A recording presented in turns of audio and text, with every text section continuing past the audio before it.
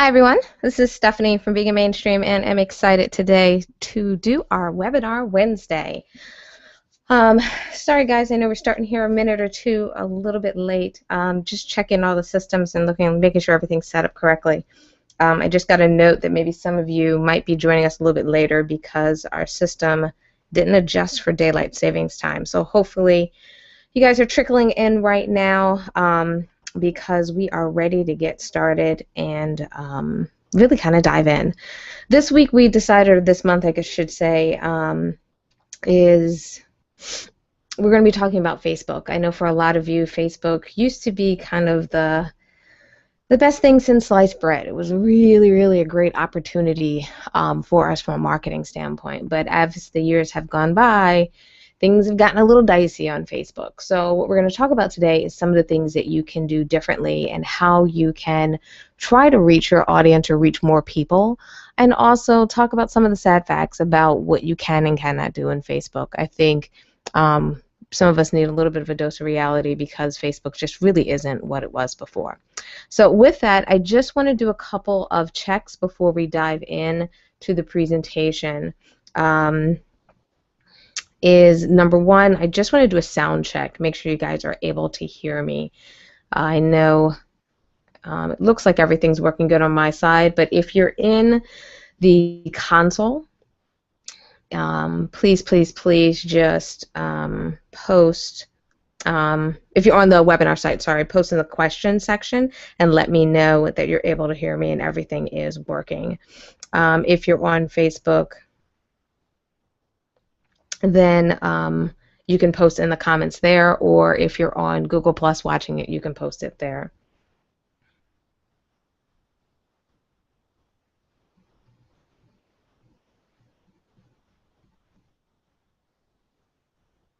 All right.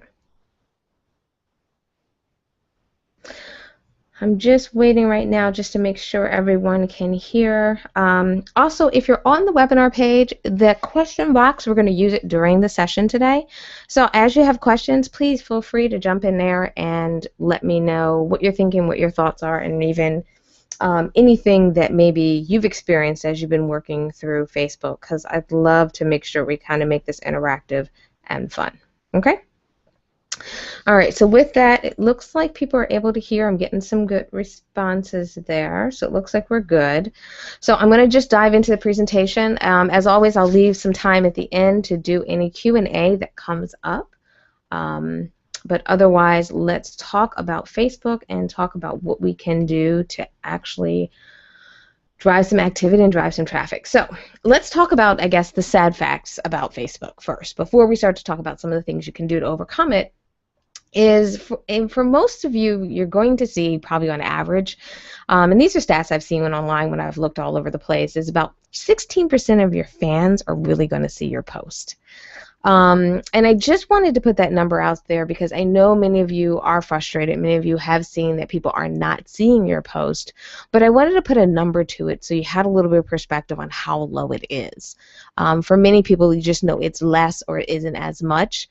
But when you start to see this number, you really start to understand how hard you really have to work to get your information into those streams, or how hard you're going to have to work to really make Facebook work for you. And you may need to sit down and kind of think about a new strategy or a new way of doing things. The other thing is Facebook is really trying to sell ads. The reason why you're running into these issues, the reason why we're having a lot of these troubles or why people are really frustrated is because Facebook wants you to hit that boost button and actually pay to get that post in front of people. And I know that seems insane and it seems like, what? Because many of us probably paid or did ads to even get people to like the page. So now you're like, Facebook, you want me to do an ad? As you can see my post, you must be crazy. So I share that frustration, especially as many of us as small businesses. This really is a hard way for us to survive. It doesn't mean that boosting is a bad thing, because maybe when you're having a special event coming up, or you have something especially that's more promotional in nature that links to something that's a paid opportunity, it's not a bad idea to sometimes do a boost, or maybe take a post that's done really well and even boost it from there, especially if it links to a revenue opportunity. Like we have our boot camps coming up. Sometimes I'll boost some of those just because I can offset that cost with an actual a product or service. So I don't want you to just boo them away and say, oh, I'll never do a boost post. But what I do want you to realize is that this is the direction they're going, and they're doing more and more of this. So you're going to see less and less opportunities, or Facebook making it easy for you to reach people. The other thing I hear a lot about people kind of in Facebook and in this frustration is that Facebook's dead, and the reality is it's not dead. It's just much harder, and you really have to think of your strategy different. And I've done presentations about this before, so I won't go into this in too much detail here, but for a lot of you, I want you to start to think of Facebook as less of I'm pushing content out, or I'm posting blogs, post, or I'm trying to pull people into my website, to read content. But think of maybe the opportunity to look at Facebook as a lead generation tool. If you start to look at Facebook in that perspective, as opposed to maybe some of the pure engagement strategies that you've used in the past, or even I've talked about in the past, or maybe some of the pure ways that we've done things before where, you've built up your like base on your Facebook page so that you had a large audience to speak to. Instead, think about how can you convert that audience into a platform that you control, like email marketing. Last month we talked about email marketing, the importance of it, the impact of it. So what I want you to do when you think about some of these troubles, instead of kind of sitting around and being frustrated, is think about Facebook in a new way and really consider, how do I get people to sign up for my email list? How do I get people into other platforms and other tools, or opportunities for me to do some cross-promoting? So then that way, I can get more out of my Facebook, as opposed to just trying the same old strategy that I've done before that really is no longer effective. And then the last thing, this I kind of feel like I have this conversation with a lot of people, and I just feel like I got to mention it as we go through this presentation today, is you really got to diversify your social media. A lot of us have been on Facebook for a long time. We've used Facebook. We use it personally and enjoy it personally.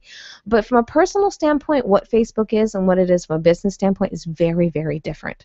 So when you think of running your business, promoting your business, and really trying to reach people and make people aware of what you do and how you do it, you really shouldn't make Facebook your main strategy. You really shouldn't make Facebook too big kind of sometimes in your approach to marketing, because with Facebook and really with all of these platforms, there's A, only so much reach you can get out of them, and B, you don't own the platforms. So they get to do anything they do or make any decisions down the line on how you can reach people, what are the policies, and so forth. So with that, I want to make sure you take the time to diversify. Don't just think that one big social media platform, or the hot thing that they're like, Snapchat, oh, it's so great, or Vine, or many of these things have come out in the last year or so that people have gotten so excited about, that people kind of try to jump on the big, shiny social media tool of the year, of the month, of the quarter, and think that's going to be the be-all. And what I really want you to do is, when you think of your marketing, think of these as additional tools. Think of it as you really are going to have some diversity on each tool, helping you reach either a different market or helping you achieve a different objective. And if you look at it that way, then Facebook and kind of the changes in Facebook may not feel as shocking or as upsetting, because it's not the main strategy. You didn't lose, as Facebook makes changes and continues to make these changes, that you're not losing out. What you're really starting to do is use Facebook with the best that it can produce, and make sure that you're using all the other platforms to help you either fill some of those gaps, or use your entire marketing strategy really as an integrated approach, as opposed to really thinking one or two tools are going to get you there. Okay? So with that, now I've probably totally depressed you and made you think like, oh, Stephanie, what am I supposed to do? So now I'm going to try to revitalize you. I'm going to get you hyped up again about Facebook, because while I do think that it's hard times, it's tough, it's a lot going on, there's a lot of challenges there, there are some things that you can do and some ways that you can win. And some of these ways are really going to work well from you, and some of these ways you're going to have to work at it. You're really going to have to kind of dig in and find that opportunity so that Facebook can turn into what you needed to do for your business. And the one thing I always liked for people to do is to use Facebook as a page. For many of us, we did this when its first feature came out. We got really excited and we jumped around, but we kind of phased away from it, especially at this point. when it originally came out, is because pages were still fairly popular. We'd post something on a page and it would go out there. Now what I want you to do is I really want you to spend some time, maybe about 30 minutes each week, and make sure you start to use Facebook as a page. Now for some of you, you may say, Stephanie, I don't know what you're talking about. And what I mean is if you look at the two images on the page, column to the left is the vegan mainstream look when I'm using Facebook as a page. Column number 2 is when I'm using Facebook as Stephanie Redcross, so as my personal account.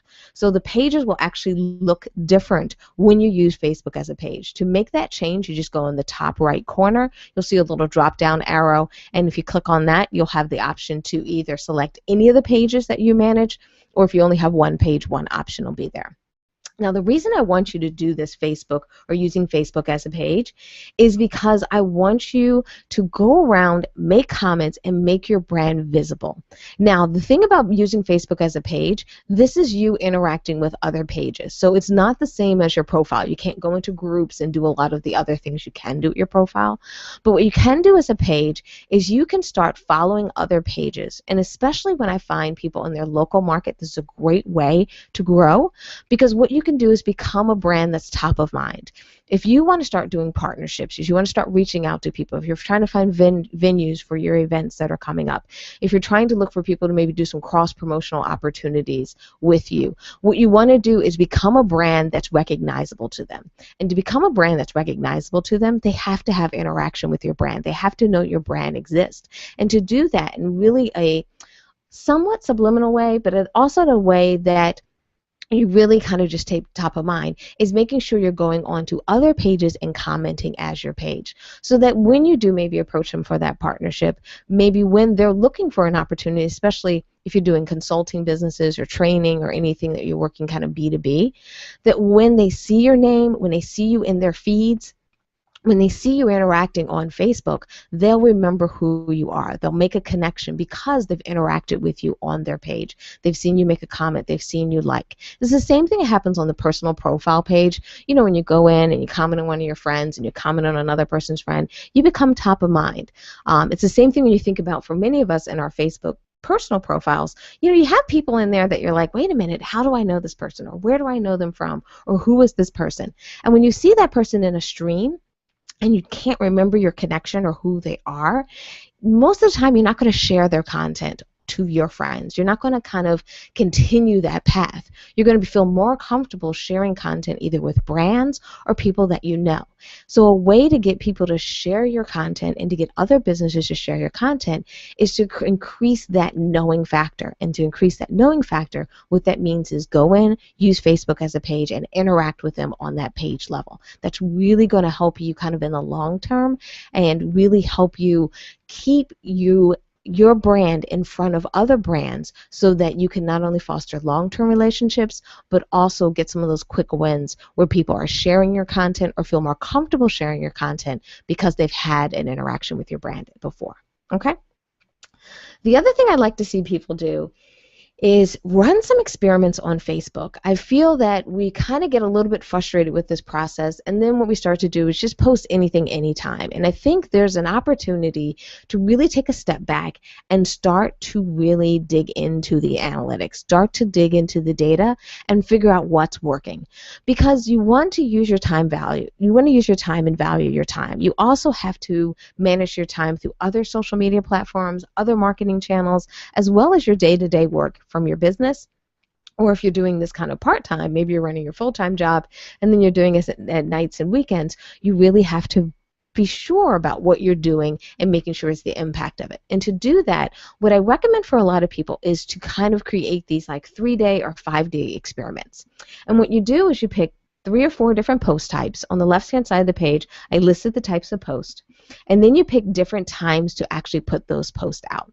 Because what you're trying to do is figure out, if I put a photo out at 10 a.m., 2 p.m., or 6 p.m., which one of those posts get a better result? Because what you're doing is starting to say, is photos doing better at certain times a day? As well as you can do a comparison and say, well, if I did a link at 10 a.m., 2 p.m., and 6 p.m., did I get better results?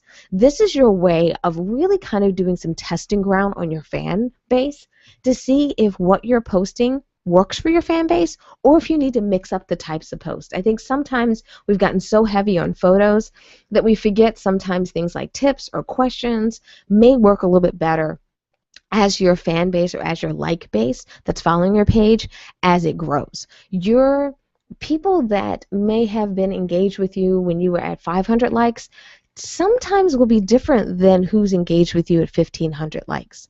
And what happens is that strategy that you used at 500 likes may not be working anymore because you didn't make an adjustment. So by doing things like this and doing some actual experiments, this is going to really help you hone in on what's doing well. Now, if you were doing a pure experiment, you would do the exact same post at different times on different days. But that's just not going to work for your fan base because they're just not going to like it, and people are going to get annoyed if they see the exact same thing. So this is not going to be a pure experiment or, something that maybe our research gurus would do. But what you have to do is you have to adapt it to Facebook. So what that means is you want to do something similar. So if you're doing a 3-day experiment and you're going to post a photo on day 1 at 10 a.m., day 2 at 2 p.m., and day 3 at 3 p.m., you want to do something that's similar. So maybe you're going to do a food photo.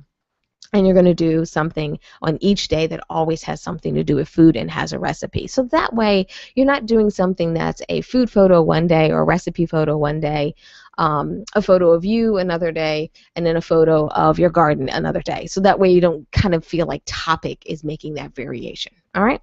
Anyone ever try this or do any types of experiments or start to dig into some of the data so you can see if you're getting the results or getting some of the responses that you anticipate? I'm just curious. If you have the question box in front of you, just post it. I'm going to peek over there right now and see if there's any questions waiting for me. Okay.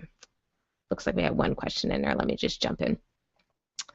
The other thing I want to ask you guys if you can do, thanks guys for the post about hearing, is I want to see you test this every quarter. And the reason being is as Facebook continues to change, as Facebook continues to change their algorithm and what they lean more towards, you want to make sure you have a testing rhythm in place. Now, for some of you may say, oh my goodness, Stephanie, this sounds like a boatload and a ton of work. And it really isn't. This is something you should schedule. You could sit down on a weekend, pick your days that you're going to do it. Always do it during a weekday because you don't want the variation of a weekend versus a weekday to throw you off unless you're going to do a 2-day campaign like on a Saturday or Sunday. And then the other thing, when you're doing your scheduling, you're going to schedule all the times and everything. And what's great is Facebook has the Insights program. And you can actually export this stuff into Excel and then create kind of the chart I have on the right-hand side of the page. So this isn't really a ton of work to set up. Really what it means is just doing some planning and starting to get your head around what is working, what may you have some questions about, and starting to understand, okay, if I can do photo posts around this time of day, I'll be able to get a better response.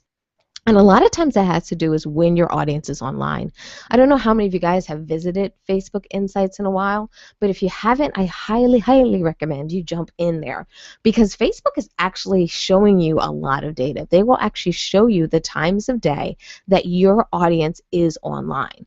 And that is a huge key. Not only will that help you set up a better experiment, that's also going to make sure that when you're doing your posting strategy or trying to decide when to post, you can get a really good perspective on when you should be posting. And for a lot of us, especially when you have a business that's much more of a national brand, you struggle with, do I post it off of East Coast times, West Coast times? Maybe you guys do a lot of international work as well, so you're struggling like, well, what do I do for my international customers? And what you can do is Facebook will give you that data, and you'll start to see what Facebook is saying when people are online, and then what you want to do is start to test that methodology and see, do people do better with photos earlier in the day, but at the end of the day, do they want more questions and answers? Are they more willing to do more engagement at the end of the day, as opposed to earlier in the day, it's much easier for them to share a photo because it's a little bit of a lower engagement item as far as like, thinking of a comment or something like that. It's much easier to just hit the share button and share it with their friends, okay? So I highly recommend you do this, and you really will be surprised. We've done some testing, and I've done some testing on some of our client sites, and I've been surprised at some of the results that we've seen where things that you didn't think maybe would rise to the top, meaning some of our tips in often cases, we're sometimes doing better than our links. On some clients, I've seen actually links rival photos, where in the normal sense, photos normally are always kind of king on Facebook, but it's been really surprising as we're doing some testing that it's not always the case, and depending on the time of day, that it really can make a difference in who's picking it up. Because the key in Facebook's algorithm is to get to this top, you have to have large engagement quickly. And to do that, that means you have to put out a strong post. And I think a lot of times when we're thinking about doing social media, we're thinking about just getting the information out, making sure that conversation stream is going. And it's good to have a consistent posting strategy, but I think it's more important these days to make sure you have a posting strategy that actually works and gets engagement and can get those quick likes and comments so that that post can get to the point that Facebook says it matters. Because once Facebook says it matters, then Facebook algorithm is going to work into your benefit. They're going to start to show that post higher on other people's feeds than some of their most recent posts. I know most recent posts. I know many of you probably looked at your feed before and been like, why is a post like 4 hours ago on top of a post that was 30 minutes ago, or higher up on my list than a post that was 30 minutes ago? And a lot of that has to do with Facebook's algorithm. They actually are saying, hey, this post is highly important. This post, people say and are responding to it, so therefore we think this post would be highly relevant to you, and they're going to show that. And by doing these types of experiments, you're going to get a higher likelihood that you can start to use the Facebook algorithm to your benefit. All right?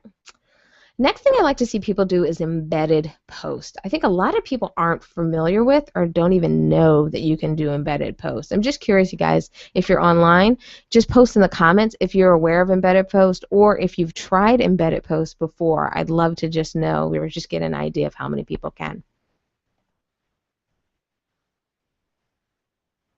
Okay. Oh, we had a quick question. Sorry about that. Someone asked really quick, how do you find out when people are looking at your page? All you have to do is go into Facebook Insights. So if you go on the top of your page, if the new Facebook layout, it's at the top right. If you click on Insights, you scroll down probably about maybe a third of the page, you'll see a section in the middle of the page where Facebook will say when your audience is online, and that's how you can see that. Okay? Perfect. Okay, embedded posts, back to that. Let me know definitely if you guys have done this before, but I found this is a pretty good strategy and a really good way to drive some awareness to your posts. So say your posts are just not popping in that screen, in the stream. What I recommend to a lot of people is try to pull that content into other places. And one great place to put it is in your blog. You can take an actual post, and if you just right-click in the top corner, that's why I did a screenshot here, you can see how it says embed post. Once you select that, Facebook will give you some code that you can go over into your blog post and actually insert it into that blog. Now, the reason I like to do that is because a lot of you guys are blogging and you're getting good traffic on your blog. So say you're starting a conversation about a topic and you're going to have the conversation continue on Facebook, or you've posted a similar conversation on Facebook and asked people to comment. Why not embed that Facebook post into your blog post so A, people are aware of that Facebook post and they can click on it and comment. If they click on the actual items at the bottom, you know, the like, the share,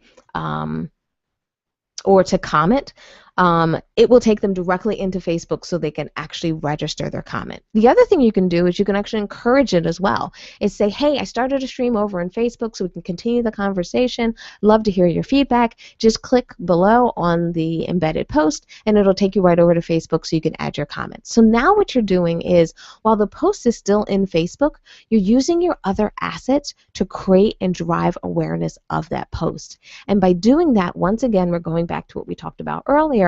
If you're starting to get those likes, you're starting to get those comments, you start to get them early on enough, then Facebook will take it from there and start to publicize it, push it, and now you're outside of that 16% realm that we talked about before, and you're getting those numbers higher.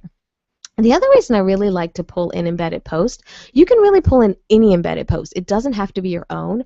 I like using my own because not only when you bring in an embedded post will it show the like button so someone can click the like button, but it also has your brand, so it shows that you're on Facebook and all that good stuff. But what I also like about bringing in embedded post is sometimes I'll bring in embedded posts from other people.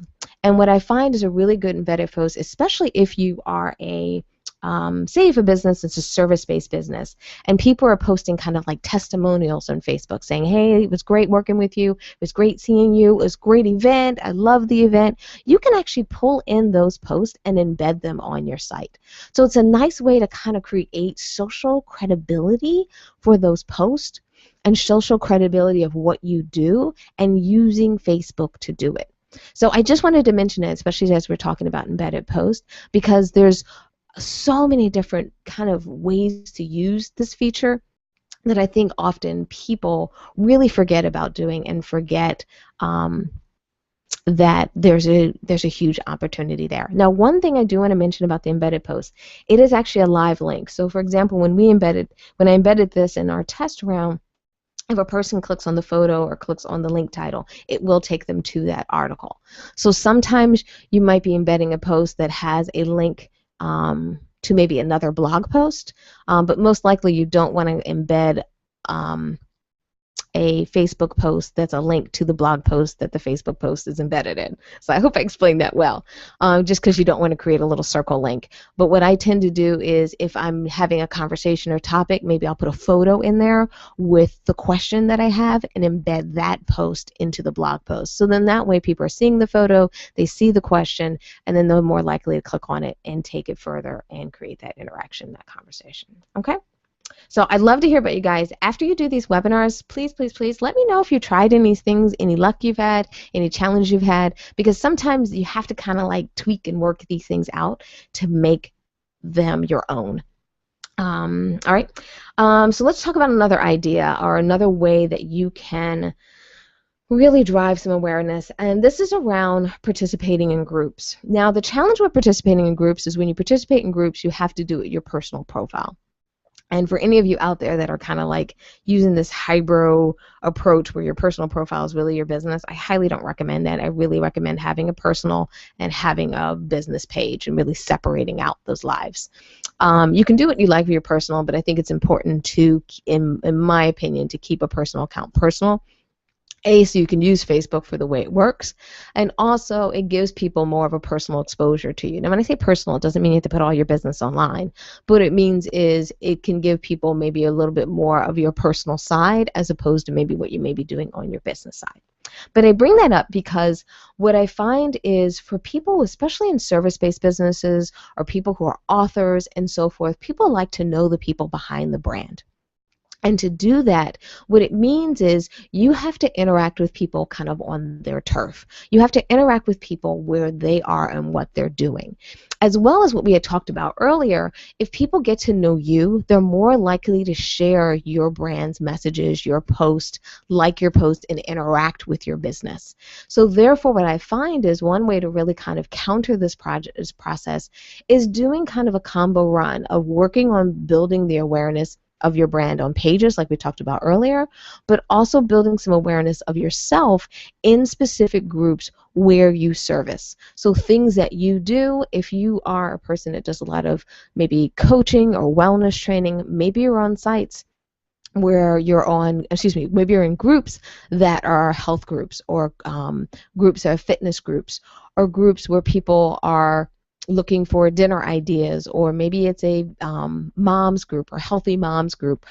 Maybe you're looking at some of the local groups in your community, so you're looking at, in the San Diego area, I'm trying to connect with San Diego weddings, let's say, for example, because maybe you're a wedding planner.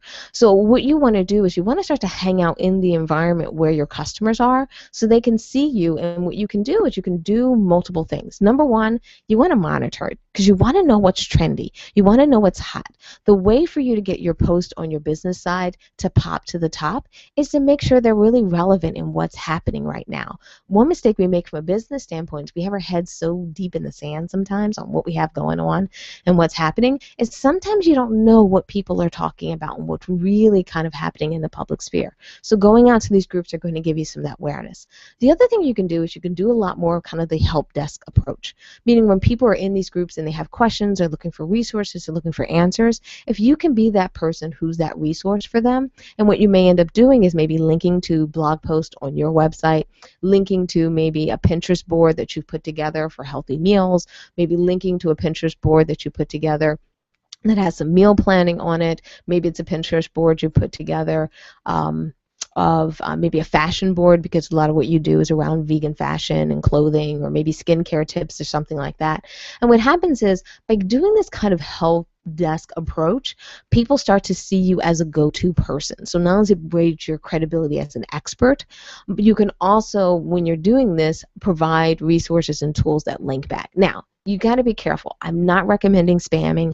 I'm not recommending going in, finding 20 groups, and just posting a link about your business and your product and saying, go buy now. Absolutely not. I'm not saying that. What I'm saying is, become an active member of these groups. Not only is it going to help you so you have better awareness, what you can do is you get into the practice of understanding how you can be of service to people, and how your services work with it, and how maybe in some cases you might actually have to make some adjustments. Also, it helps you build rapport with people. What I struggle with, and I don't know if you guys have found this as well, but I've talked to other business owners as well, is you get so busy with your day-to-day life is you don't have as much time to build rapport with people. Meaning, I met people at a Veg Fest, or I spoke at an event and I met people, and I don't necessarily have them in my personal feed, so I don't want to put them into my maybe friends group, because my Facebook friend page is maybe more of my, my family, people I hang out with locally and so forth. They're not maybe my professional realm of people, but I'll go into groups and interact with people in the professional realm in those groups. So then that way I can find out what they're doing, what's happening. We can kind of laugh, we can joke together, we can share, we can collaborate. And what happens is I can kind of build that rapport over time. So if there's a time that I need to ask for help, or if there's a time they need to ask me for help, we already have an established relationship. And that's going to help you with your marketing down the line, as well as it's going to help you, same thing we talked about before. If you're trying to get those shares, if you're trying to get those likes, people are more likely to share and like the content from your business page when it shows up in their feed, if they're aware of who you are and what you have to offer. All right? And then the last page I wanted to show, I'm just looking at the time here and I want to make sure we have some questions, is these are some of the things that I kind of feel are quick hits to get you to that higher level. One of the biggest things is making sure your images are optimized for the links. When you pull in a blog post, I don't know if you guys noticed, but an image can come in big like this, meaning it's long on the top, and kind of shorter. It's a longer image with the text below it and the text for the actual link. Or it can come in with a really small square on the left and text to the right. That has to do with how you optimize your images on your site. So if you want people to like your post in their feed or respond to your post, more likely or not, people are going to respond to a post that has an optimized image than that has that smaller square on the side. So this is something where you just got to do your homework, jump on your blog, and make some of those changes. Now quickly, I just want to look and see if there are any questions so far. So I'm just looking at the time, and I know we're going to be kind of wrapping up here soon. So I'll go through the rest of these tips if we don't have any other questions, but let me just double check and see what's popping in here so far. Also, like I said, in the questions, let me know if you guys are doing these things, or have you experienced these things or done these before.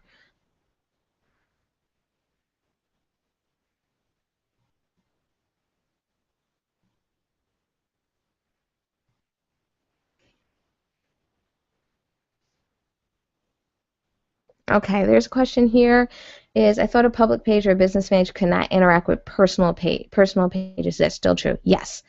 Public pages or business pages can only interact with other business pages. So my recommendation is to interact with other business pages. You're not trying to bridge that gap or kind of find a way around. You're trying to interact with other businesses. Because what often happens, and we've done a lot of analysis on this, is a lot of people, you will find, the businesses will follow your page. So they'll know your page. But it's the same thing when these businesses, as well as you have individuals like myself, when I follow businesses in my personal profile and as Vegan Mainstream. So when I go into either one of them, there's a potential for me to share in either one of those atmospheres. But I'm going to be more likely to share for brands that I know. So to build that brand awareness, what I recommend is for people to go in as a page and build that that recognition by commenting on other pages and other groups, especially groups that you're building rapport with, especially even in your local market. So absolutely, pages can only comment on other pages, but there's a huge value when you start to do that because they're more likely to share your content when they see it.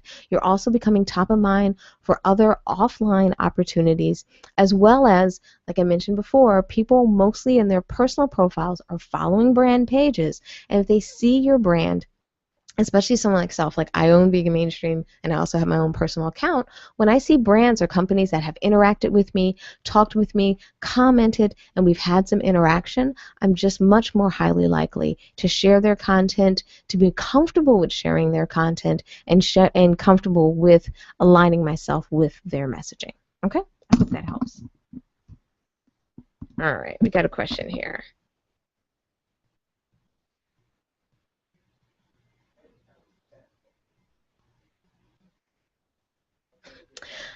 Okay. If you guys have more questions, just keep posting them because I want to answer them as quickly as I can, as well as you can take a look at the slide I have there and you can look at some of those quick hits. Let me see. I was trying to get more likes for a campaign I was doing. Let's see here. I was targeting veganism and my age. Okay, and I started noticing people hitting like that were not vegan. Yeah. I'm assuming you're talking about just doing advertisement. And if we talk about advertisement, this one's a tricky one. You really do have to hyper-target your audience. Now, the challenge about targeting even with veganism, Facebook will show content to like friends of friends, and if people start to share your content, often your content will get in front of people who are non-vegans.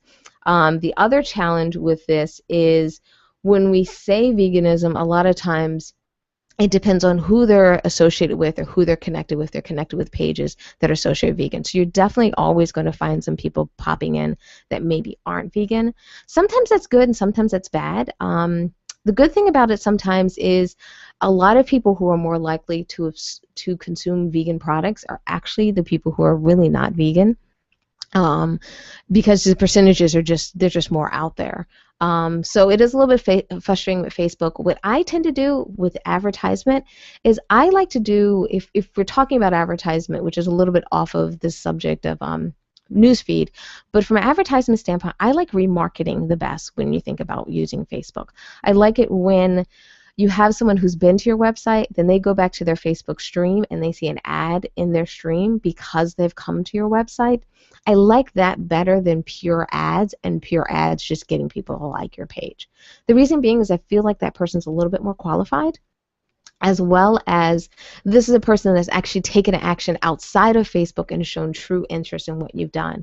The challenge sometimes of just advertising in Facebook is people like staying in the Facebook environment.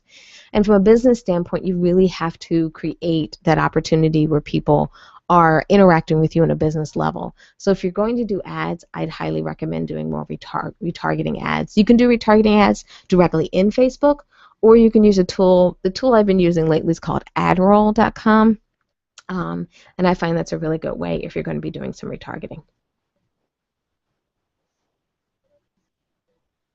Okay, there's some questions about how do you like other pages as a business. To do that is you have to go into Facebook and use Facebook as a business. So you go into the top right corner, there's going to be a drop-down arrow. You click on that drop-down arrow, and then you're going to see your page there. Once you click on that, you're going to see a news feed. Now, depending if you've ever done it before or not, that news feed may be heavily populated or not. And what you do is you start to use Facebook just like you would if you were using your personal profile. You could go on the top and type in a business. So search for your favorite business. And what you can do is their page will show up and you'll see a like button at the top where you can actually like it. So it works just like you would on your personal profile. The difference is switching back and forth between your personal profile and your page option. Okay? Let me just jump on Google really quick and see if I have any questions there. Now, for many of you, I know I'm running through a lot of content and a lot of information really fast, as well as many of you may be watching this after the fact. So if you do have questions, feel free to post them here on the webinar because I'd love to answer them and get them to you. But like I said before, the key here in really changing the game is making sure that what you're doing in Facebook, two things. You're making it easy for people to identify it, find it, and they become familiar with your brand because they're going to be more likely for you to get those likes and get those comments. Because what you're trying to do is use the algorithm to your benefit. And then the other thing you want to do is you want to try a more integrated approach. So if you're going to do, let's say, a giveaway on Facebook, that's another opportunity for you to do embedded post. Embed that giveaway into a blog post. Or maybe you're going to be doing something in an email marketing campaign, and you do an email marketing campaign and you ask someone a question, have them jump into Facebook, include the link to the Facebook post so they can go in and put their comments in and put their information in. And by doing that cross-promotion opportunities, it's really going to get people to engage. It's going to get you the likes and the comments that you need to rise to the top, as well as it's going to get you into the practice of not just looking at your marketing in silos, meaning Facebook only, email only, Twitter only, and so forth. It's going to start to get you to kind of stretch and think about using these things together. Okay? So I hope that was helpful today. I know we ran through a lot of things quickly. I just wanted to make sure I give you guys some ideas, some things that you can act on, and some ways that you can actually start really implementing right away, and especially that experiment, guys. I know it can sound like a lot of work, but I'm really hoping a couple of you guys give it a try because you'll be surprised by doing some of that test work that you will be able to get some posts to start to rise to the top. As well as you'll start to identify, do you need to post 5 times a day or 3 times a day? Does that make a difference in your reach? So by doing some of that, you really, really, really will start to see some of those benefits. So I hope this was helpful. Definitely let me know what you guys think. Definitely let me know what you guys are doing. And I look forward to catching up with you guys with our next webinar Wednesday. All right, take care, everyone, and I'll talk to you soon.